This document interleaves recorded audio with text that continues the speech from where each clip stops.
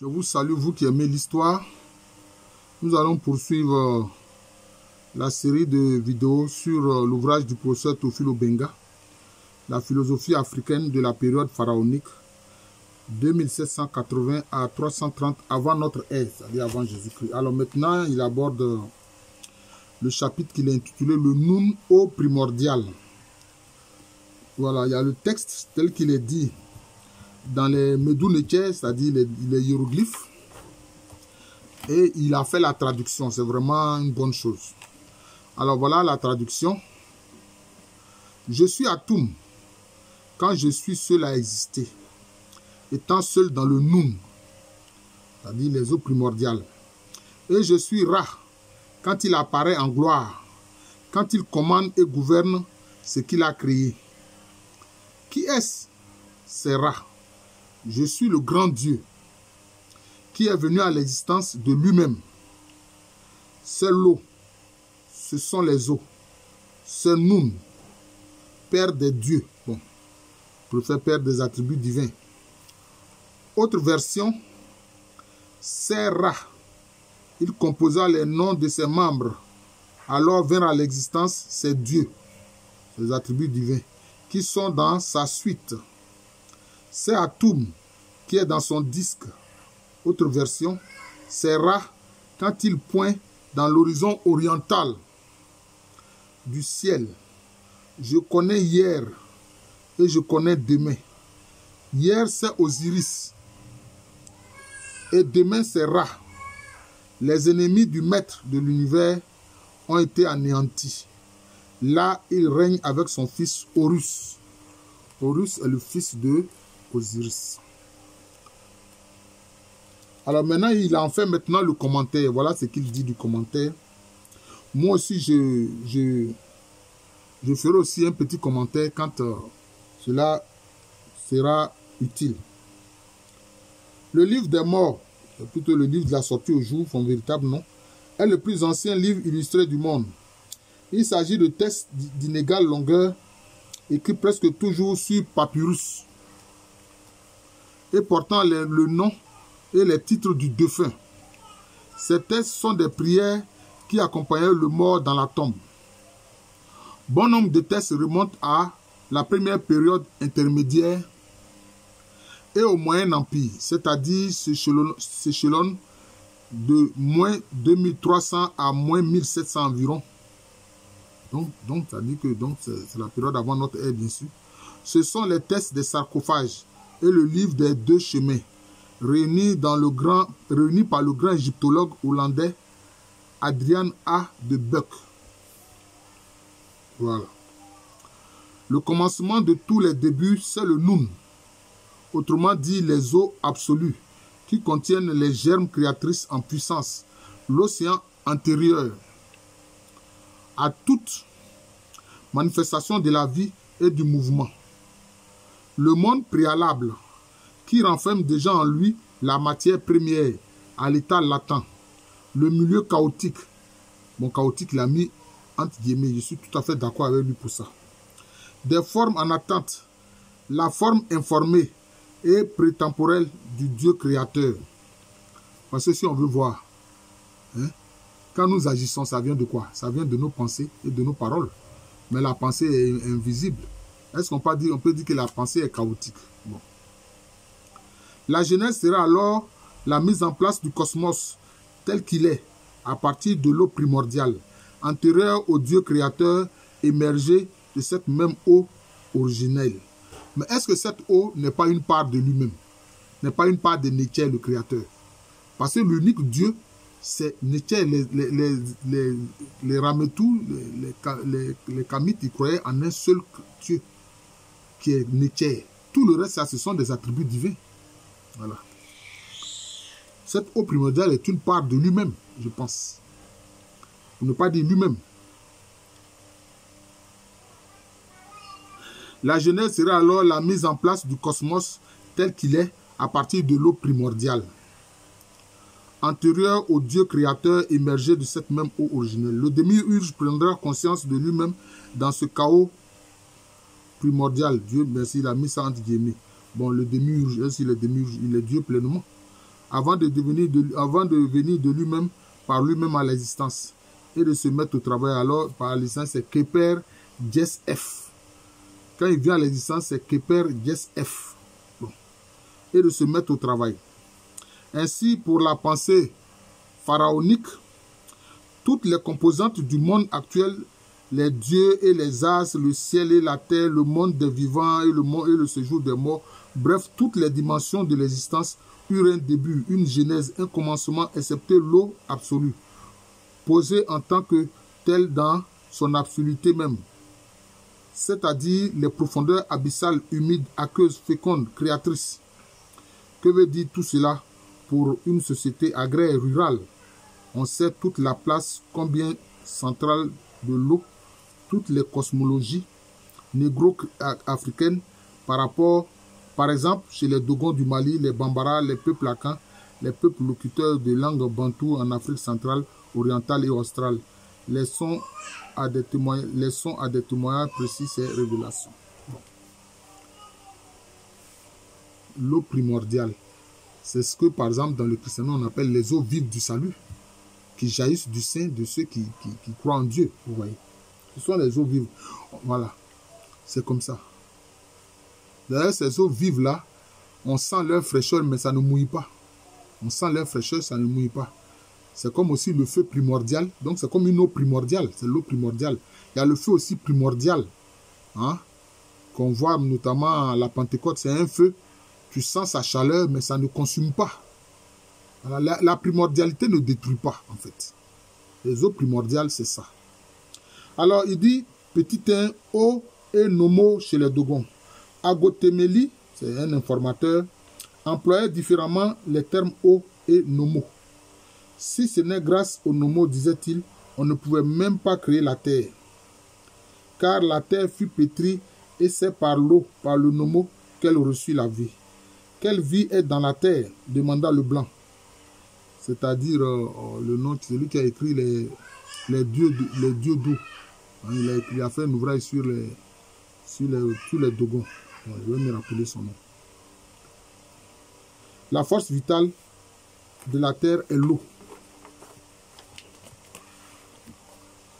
Les eaux centrales du ciel chez les Bambara. Bon. Parce que curieusement même, dans la Genèse de la Bible, Dieu dit que les eaux produisent la vie, que les eaux produisent les créatures. Voilà, il a parlé, puis maintenant l'eau a commencé à produire des créatures. Quelquefois, quand on boit de l'eau, curieusement, après on boit du poisson dedans, on boit des crocodiles, etc. Mais au début, cette eau peut ne rien avoir. S'il y a une flaque d'eau à la suite d'une pluie, l'eau est là et que ça devient vraiment une eau qui est permanente, qui est là, vous allez voir que curieusement, des créatures vont commencer à surgir de l'eau. C'est comme ça. Alors, les eaux centrales du ciel chez les Bambara. Aux origines, les eaux qui, venues des sources centrales du ciel, ruisselaient sur la terre, étaient pures, claires, bénéfiques et aisées. On va voir que les Akans ont des idées semblables comme ça. Actuellement, seule l'eau de pluie ruisselante a conservé son caractère, notamment celle de la première pluie qui tombe au début de l'hivernage, considérée comme purificatrice par excellence.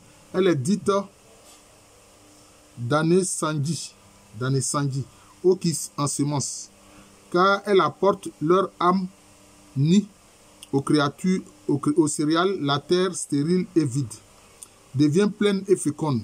Les plantes renaissent, les animaux et les insectes se reproduisent.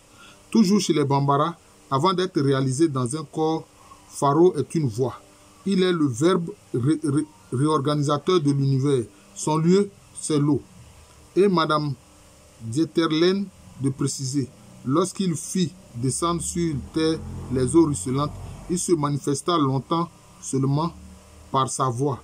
Il n'avait point de corps et comme il lui fallait une matière propice à son achèvement, il attendait son heure dans les eaux de la mer. Maintenant, il dit chez les Akans, Tano, dieu d'eau des Akans du Ghana et de Côte d'Ivoire. Le grand dieu, entre guillemets, fluvial de la Gold Coast, Ghana et de la Côte d'Ivoire, c'est Tano, ou Takora. En fait, Tano, c'est vrai, c'est un fleuve. Mais c'est l'esprit qui est dans cette eau-là. Tanokora, c'est un aspect. Hein? Tanokora, ça dit Tano qui est capable. Voilà. Il y a même une autre forme qui est Tano Kessé. c'est-à-dire Tano fort. Voilà. Dans le nord du Dahomey Bénin, Koura se dit du Niger et signifie l'immense. Bon, les Akans, c'est ce qui est capable. Comme d'autres dieux de la terre, Tano est réputé créateur. Ceci se voit dans un extrait d'inscription sur tambour. Le courant du fleuve a son origine dans le créateur. Il créa les choses pur Tano. Bon, en fait, Tano, c'est une eau, c'est une créature. Chez les Akans, le seul créateur, c'est Nyame, ou bien Nyame en Dieu. Voilà, c'est ça le créateur. Voilà. Mais, l'eau qui est la plus proche de l'eau primordiale, c'est ce que les Agnis notamment appellent Nyangunzui. C'est-à-dire, c'est l'eau de pluie en fait. C'est de l'eau qui tombe du ciel. Nyangunzui, vous voyez que dans Nyangunzui, Nya, c'est la racine du nom du créateur, comme Nyame, Nyankumpon, etc. Voilà. Vous voyez. Et puis Nzoué, donc c'est ça. C'est comme si c'est une eau qui vient, je peux dire, de l'univers divin. Voilà, c'est comme ça. C'est ça qui est la véritable explication en fait. C'est ça qui est la bonne explication.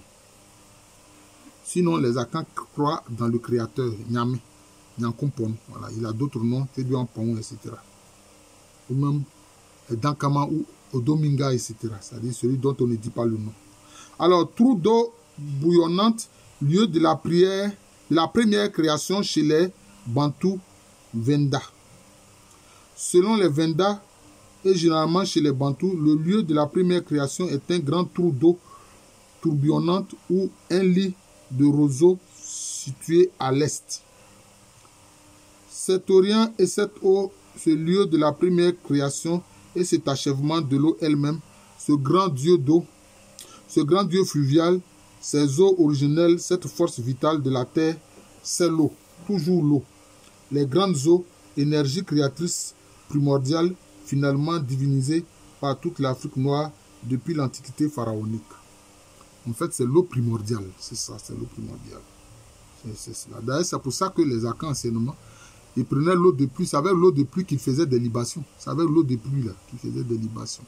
Soit l'eau de pluie, soit l'eau de puits. Voilà. L'eau fascinante est liée à la fertilité des champs, à la fécondité des êtres et des choses. Ainsi, les mythes et pensées doivent être nécessairement retrouvés dans leur contexte vécu. Ils ont chair et sang étant incarnés. Saisie totale et originaire du monde, la pensée négro-africaine depuis l'Égypte des pharaons, en partant de l'existence d'une eau initiale, le Noun. Bon, il dit le Tano, moi je préfère dire le Nyangunzui. C'est le Nyangunzui, c'est-à-dire l'eau qui vient du ciel, de l'univers divin. Le Nomo, père des dieux, entre guillemets. Bon, voilà. Le texte égyptien. S'explique par l'environnement, l'eau des sources et celle des pluies. Voilà, c'est ce que je disais, celle des pluies.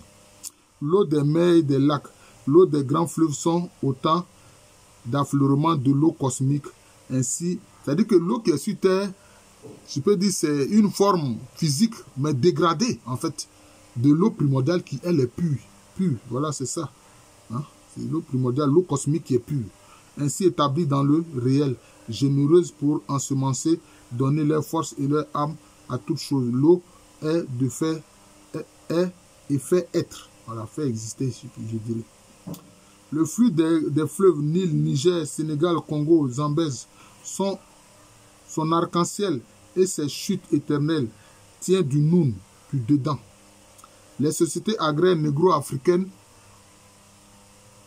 depuis leur haute antiquité, vivent ainsi à l'échelle cosmique par la pensée des grandes eaux qui permet alors l'action au cœur des saisons et des jours inlassablement.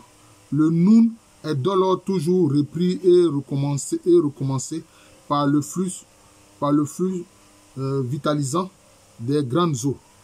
Nous sommes, pour ainsi dire, dans un monde de la répétition, un monde de la création continuée. Voilà. Quelquefois, on dit même quoi? Que la voix de Dieu est comme la voix des grandes eaux. La voix de Dieu est comme la voix des grandes eaux. Bon. Les rituels assurent, en tant que geste essentiel, la temporanéité de l'homme avec le cosmos, et un rite agraire n'a d'efficience que s'il est technique et spirituel à la fois, simultanément. Le Nun est une structure, un progrès. D'ailleurs, curieusement, dans l'alphabet hébreu, le Nun, c'est une des lettres de l'alphabet hébreu. Le Nun. C'est une des lettres de l'alphabet hébreu. J'oublie laquelle mais bon. Il donne conscience ontologique au monde primitif des dieux créateurs. Bon, je dis des esprits. Autrement dit, le Nun historialise en termes humains les exigences principales de l'être dans le monde tout en demeurant dans le lointain et son mystère intemporalité. Il a mis ça en parenthèse. Un chiffre non numéroté, réellement transcendant, indéterminé, c'est-à-dire la matière tout court, la matière avant le mouvement. Avec le Nun, c'est la pensée de l'absolu. Voilà, donc c'est ça. Les eaux primordiales, de laquelle a jailli l'existence et la vie. Il existe donc une cosmogonie négro-africaine dont les faits ici examinés soulignent précisément la profonde parenté historique à travers toutes les régions du continent africain depuis l'Égypte pharaonique. Voilà. Nous avons un lien clair avec l'Égypte pharaonique, pas les autres. Cette cosmogonie fait de l'eau primordiale un principe créateur et peut être la tradition négro-africaine pharaonique. A-t-elle influencé tant soit peu Thalès, dont la pensée plonge également les racines dans les mythes homériques et orientaux. Voilà. Donc c'est cela, les eaux primordiales. Voilà. Et comme on le voit, le christianisme reprend. Hein? Ce sont les eaux vives du salut. Les eaux vives du salut. Voilà. C'est le Christ qui donne le salut, mais comment ces eaux-là vives là donnent le salut? Mais c'est cela. Parce que ça jaillit de lui. Voilà. Donc ça jaillit du Créateur. Voilà. C'est l'eau primordiale. D'ailleurs, c'est ce que les gens appellent les 4 éléments. L'eau, le feu, l'air, la terre. Il y a la primordialité dans tout ça. Il y a l'eau primordiale. Il y a le feu primordial. Il y a le souffle primordial. Et puis il y a la terre des vivants qui est la terre primordiale. Voilà, c'est comme ça. Mais tout d'abord part de l'invisible. Donc, à cet état-là, c'est invisible. À cet état, c'est invisible. À cet état, c'est invisible. Quand on prend l'eau, à l'état vapeur, mais il est invisible. On ne le voit pas, en fait. Et alors, il s'élève dans l'air. Voilà. C'est comme s'il rejoint un peu la primordialité. Voilà. C'est comme ça. Voilà. Le feu, c'est comme l'électricité. L'électricité, c'est du feu. Voilà. À un certain état, c'est une énergie, on ne voit pas ça. Donc, tout ça aussi renvoie à l'énergie. Il y a l'eau, énergie, le feu, énergie, le souffle, énergie, la terre, énergie. Quand c'est énergie, on ne voit pas des yeux. Mais il est le plus actif et le plus agissant.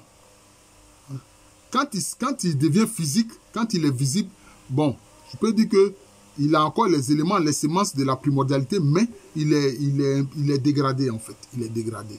Voilà. Donc, je présentais un chapitre ici.